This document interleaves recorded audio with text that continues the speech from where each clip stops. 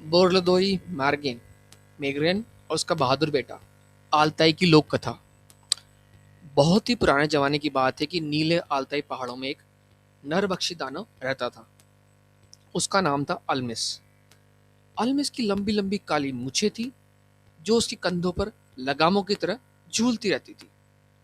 उसकी दाढ़ी उसके घुटनों को छूती थी। उसकी आंखें खून से भरी रहती थी हमेशा। उसके दांत बहुत ही लंबे लंबे और पैने थे। उसकी उंगलियों पर नाखूनों की जगह तेज पंजे थे। उसके सारे जिस्म पर मोटे मोटे काले बाल थे। अल्मिस बहुत ही भयानक, खूंखार और जालिम था।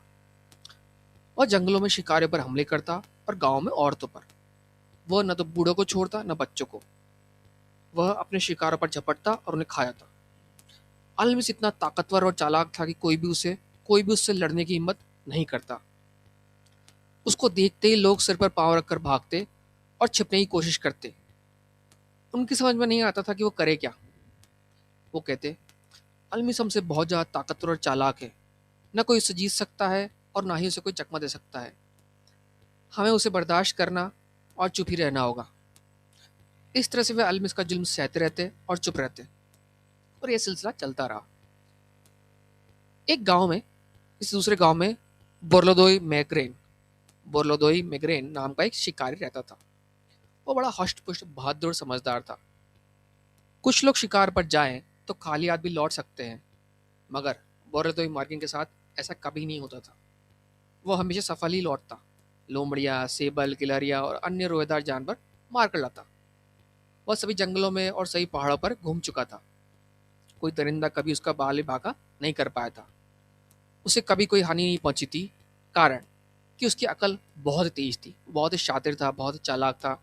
उसकी नज़र बहुत ही तेज थी और उसकी बॉडी में बहुत बल था, भुजाओं में बहुत बल था। एक दिन अल्मिस पहाड़ से उतरकर एक दिन अल्मिस पहाड़ से उतरकर बोरलेदोई मार्गिन के गांव में जा पहुंचा। एक दिन अल्मिस पहाड़ों से उतरकर बोरलेदोई मार्गिन के गांव में जा पहुंचा। डरे सहमे लोग इधर उधर दौड़ने लगे। उनकी समझ में नहीं आ रहा था कि वे कहाँ छिपे। अल्मिस एक बच्चे को उठाकर पहाड़ में वापस चला गया। अल्मिस एक बच्चे को उठाकर पहाड़ में वापस चला गया। जब तक वो नजदीक था, गांव के लोग सिर्फ कानाफूसी करते रहे। उन्हें ऊंचा बोलने की हिम्मत भी नहीं हुई। मगर उसके जाने के बाद वे ऊंची ऊंची आवाज में चिल्लाने और रोने लगे। जाने अगली बार ये दानव किसका बच्चा उठा ले जाएगा। माताएं सिसकती हुई चिल्ला रही थी, बच्चे रो रहे थे और आदमी नाक मुंह सिकोड़ कर चुप्पी साधे थे। तब बोरलदोई चुप न रह सका और बोला तब बोरलदोई चुप न रह सका और बोला, आंसू बहाने या छिपकर जान बचाने से काम नहीं चलेगा।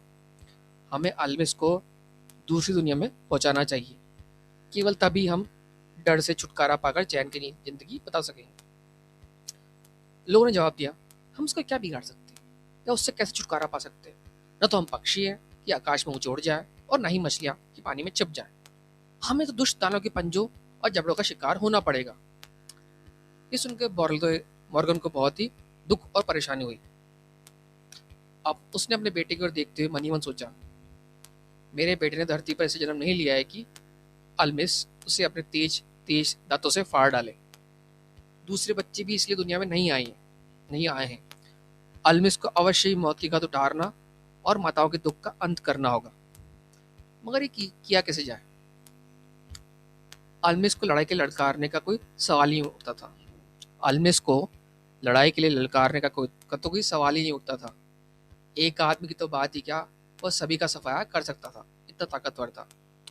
इसके अलावा गांव के लोग उससे लड़ने को तैयार भी नहीं होते।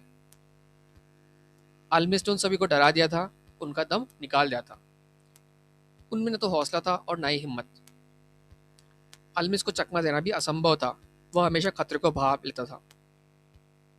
जहां भी कोई गड़बड़ होती वो उसे फौरन पकड़ लेता था। बोरलदोई मैग्रेन लगातार ये सोचता रहा कि अल्मिस से लोगों का पिंड कैसे छुड़ाए। बस सोचता रहा। बहुत वक्त से इसी ख्याल में डूबा रहा और आखिर उसने तय कर लिया कि उसे क्या करना है। मगर उसने किसी से भी अपने इरादे की चर्चा नहीं की। उसने अपने सबसे मजबूत धनुष और सबसे तेज तीर लिए और अपने बेटे से पूछा, तुम में हौसला है। उसके बेटे ने कहा, हाँ है। तुम्हारे दिल में लोग दया है। तो बेटा चलो मेरे साथ, हमारा रास्ता लंबा और काम जान जोखिम का होगा, मगर हम जाएंगे जरूर। क्या तुम मुझसे कुछ पूछना चाहते हो चलने से पहले? मगर उसके बेटे ने कुछ नहीं कहा और सहमति में सिर हिला दिया। शिकारी और उसका बेटा पहाड़ों की ओर चल दिए जहां अल्मिस रहता था।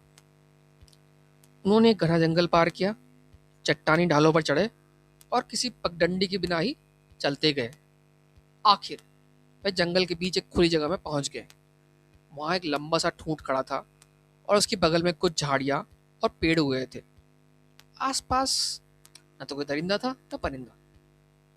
बोरेदोई मैग्रेन रुका। उसने अपनी शिकारी वाली पोशाक उतारी और ठूंठ को पहना दी। उसका बेटा चुपचाप खड़ा देखता रहा, मगर उसने कोई सवाल ना पूछा। बाप ने ठूंठ के करीब आग लगा दी। लड़का फिर भी चुपचाप देखता रहा और उसने कुछ भी नहीं पूछा। शिकारी ने बेटे से कहा, यहाँ आग के पास बैठ जाओ, चाहे कुछ भी क्यों ना हो जाओ, यहाँ से भागना नहीं। बेटे ने कहा, मैं नहीं भागूंगा, जो कुछ होगा उससे तुम्हारा दिल दहल उठेगा। नहीं दहलेगा पिताजी। तो बोल दो ने बेटे से कहा, तो ठीक है, बैठ कर इंतजार करो। लड़का आग के पास बैठ गया। बाप ने अपने तीर कमान लिए और झाड़ियों में जाकर छिपका। इन दोनों के अलावा आसपास कोई नहीं था। बिल्कुल खामोशी थी, गहरा सन्नाटा था। वो दोनों बहुत देर तक बैठे रहे। अचानक टहनियां तड़की, शाखाएं चटकी और पेड़ों के बीच से खुद अल्मिस आ गया। उसकी काली मूछें उसके कंधों पर झूल रही थी। उसकी आंखें अंगारों की तरह जल रही थी और वो अपने तेज दांतों को पीस रहा था। लड़के को आग के पास बैठे देखकर उसने खुशी से जोर का ठहाका लगाया। मैं तो शिकारी खोज में गांव जा रहा था और शिकार तो यहीं बैठा हो मेरा इंतजार कर रहा है। फिर उसने ठूंठ पर नजर डाली और शिकारी समझ कर बोला, हाँ तो शिकारी, अब तुम मुझे अपने बेटे को खाते हुए देखोगे। तुम उसकी रक्षा करने की हिम्मत नहीं की। इतना कहकर अल्मिस आग की तरफ लपका। वह जब दौड़ा तो उसकी दाढ़ी हवा में लहराई और उसके लंबे फर कोट के छोर पर फड़फड़ाए। अल्मिस ने लड़की को पकड़ने की कोशिश की, मगर वह ठूंठ के पीछे भाग गया। अल्मिस उसके पीछे भागा, मगर लड़का ठूंठ के इर्द गिर्द चक्कर काटता रहा और अल्मिस उसे पकड़ नहीं पाया। इस बीच बोर्लदे मॉर्गन ने निशाना साधा और तीर चलाया, जो अल्मिस की छाती के बीच जाकर लगा। अल्मिस दर्द से चीख उठा। इतनी ऊंची थी उसकी चीखें कि उसकी आवाज से पेड़ झुक गए, चट्टान में दरार पड़ गई और वो लड़ककर पहाड़ों से नीचे जा गिरे। और बोरेदोई मैग्रेन दानों को एक के बाद एक तीर मारता गया। अल्मिस गुस्से से आग बबूला होकर ठूठ पर चपटा, जिसे शिकारी ने अपनी पोशाक पहना दी थी। वो उसे नोचने और काटने लगा और अचानक जमीन पर ढेर हो गया। बोरलेदोई मैग्रेन उसके पास गया तो उसने अल्मिस को मरा हुआ पाया। बोरलेदोई मैग्रेन ने अपने बेटे से ही नहीं पूछा कि उसे डर महसूस हुआ था या नहीं। उसने तो सिर्फ इतना ही कहा, आओ चलें। वो दोनों गांव के चल दिए। गांव में पहुंचकर बोरलेदोई मैग्रेन ने लोगों से कहा, हमारे बच्चे अब सुख चैन के जीवन में फूले फलेंगे। उनकी माताओं को डर से निजात मिल गई है। अल्मिस खत्म हुआ, वो मारा जा चुका है। लोगों ने पूछा, किसने उसे मारा है? मैंने। लोगों ने कहा, तुम अपने छोटे से बेटे को किस लिए साथ ले गए थे? मगरेन बोरदोई ने कहा, अल्मिस को फांसने के लिए। मगर अल्मिस तो उसके टुकड़े भी कर सकता था। तुम्हें डर नहीं लगा अपने बेटे को ऐसा कराने के लिए? बोरदोई ने कहा, हाँ कर सकता था। बस इतना सा उसने कहा। उसके बाद कुछ भी नहीं कहा और बिना कहे सुना बोरदोई मगरेन अपने घर पे चला गया। इस तरह नीले अल्ताई पहाड़ों के लोगों को अपने पुराने और जालिम दुश्मन से निजात मिल गई। निजात मिल गई। बोरदोई मैग्रेन और उसका बहादुर बेटा अल्ताई की लोक कथा।